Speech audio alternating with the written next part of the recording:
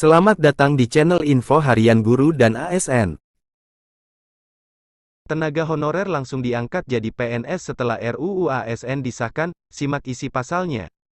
Berita soloraya.com, tenaga honorer hingga kini belum mendapatkan kejelasan dari pemerintah soal isu penghapusan di tahun 2023. Berdasarkan RUU ASN, tenaga honorer akan langsung diangkat menjadi PNS dengan beberapa ketentuan.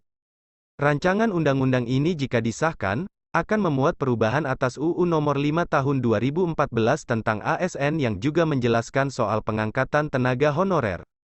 Bukan hanya ASN dan tenaga honorer, RUU ASN ini juga menyoroti pengangkatan PNS bagi pegawai tidak tetap, pegawai tetap non-PNS, hingga tenaga kontrak. Lantas, apakah RUU ASN mengatur agar tenaga honorer dapat diangkat menjadi PNS secara langsung?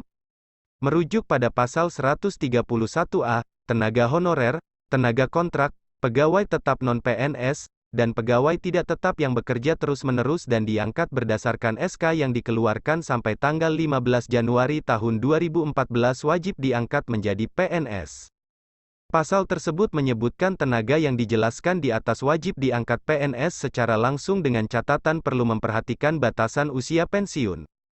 Proses tenaga honorer dan tenaga lainnya yang diangkat menjadi PNS didasarkan pada seleksi administrasi. Adapun seleksi ini berupa verifikasi dan validasi data surat keputusan pengangkatan. Kemudian, pasal 131A ayat 3 menyebutkan pengangkatan PNS pada tenaga-tenaga yang disebut dilakukan berdasarkan prioritas. Pengangkatan PNS akan memprioritaskan tenaga honorer, tenaga kontrak, pegawai tetap non-PNS, dan pegawai tidak tetap yang memiliki masa kerja paling lama. Selain itu, tenaga yang diangkat menjadi PNS juga diprioritaskan bagi yang bekerja di bidang fungsional, administratif, hingga pelayanan publik. Adapun bidang tersebut antara lain bidang kesehatan, pendidikan, penelitian, dan pertanian. Tenaga honorer, tenaga kontrak, pegawai tetap non-PNS, dan pegawai tidak tetap yang akan diangkat menjadi PNS juga akan dipertimbangkan masa kerjanya, gaji, ijazah pendidikan terakhir, hingga tunjangan yang telah diperoleh sebelumnya. Proses pengangkatan akan dilakukan langsung oleh pemerintah pusat. Jika para tenaga yang telah disebutkan sebelumnya tidak bersedia menjadi PNS, diwajibkan untuk membuat surat pertanyaan. Isi dari surat pernyataan yang dimaksud dapat berupa pernyataan ketidaksediaan untuk diangkat menjadi pegawai PNS.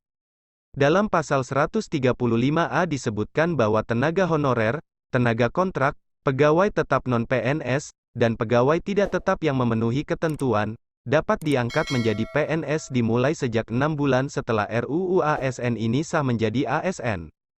Pengangkatan honorer menjadi PNS tersebut paling lama adalah 3 tahun setelah disahkannya RUU ASN.